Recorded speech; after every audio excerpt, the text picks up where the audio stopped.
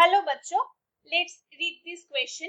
The question says, which one of the following pairs of hormones are the example of those that can easily pass through the cell membrane of the target cell and binds to a receptor inside mostly in the nucleus? 1. Somatostatin, oxytocin. 2. Cortisol, testosterone. 3. Insulin glucagon. 4. Thyroxine insulin. ये question का जो की concept है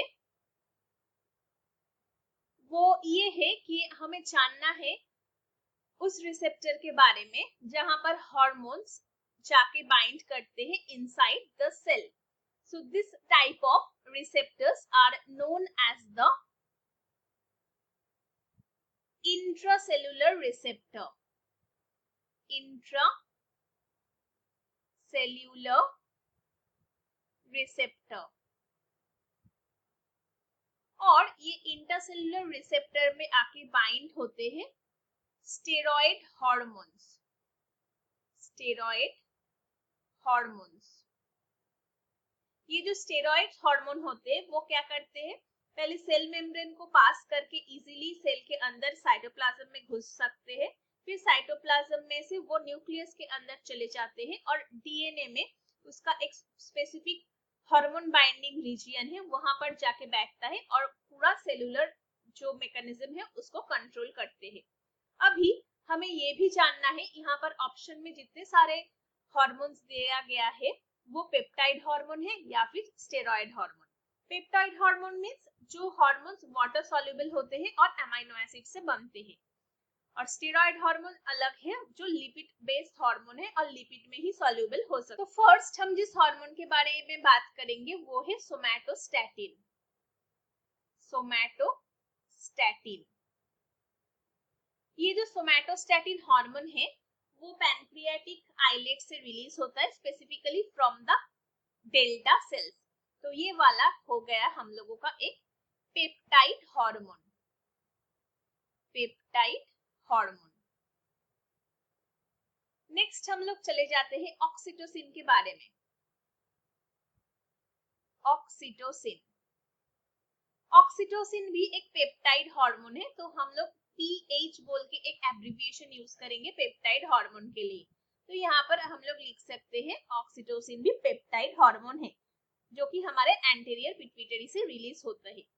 third हम लोग चले जाते हैं कॉर्टिसोल पे, जो कि एक ग्लूकोकॉर्टिकॉइड है और एड्रेनल कॉर्टेक्स से रिलीज होता है. ये वाला हो जाता है हमारा एक स्टेरॉइड हार्मोन. और दूसरा जो आ जाते हैं हमारा स्टेरॉइड हार्मोन, उसका एग्जाम्पल है टेस्टोस्टेरॉन. टेस्टोस्टेरॉन वो भी हम लोगों का एक स्टेरॉइड हार्मोन है.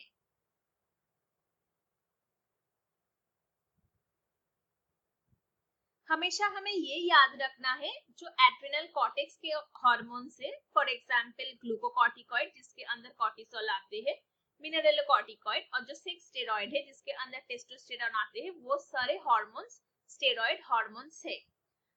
अभी आते हैं हम नेक्स्ट पे, दैट इज इंसुलिन एंड ग्लूकाकॉन. तो हम लोग यहाँ पर लिख लेते हैं fifth one is the insulin.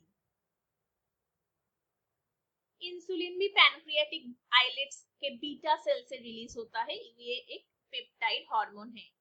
Sixth आ जाते हैं हम ग्लूकाकॉन के बारे में.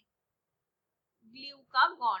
ग्लूकागॉन भी पैनक्रियाटिक आइलेट्स के अल्फा सेल से रिलीज होता है, तो ये भी एक पेप्टाइड हार्मोन है. सेवेंथ हम लोग आ जाते हैं थायरॉक्सिन पे.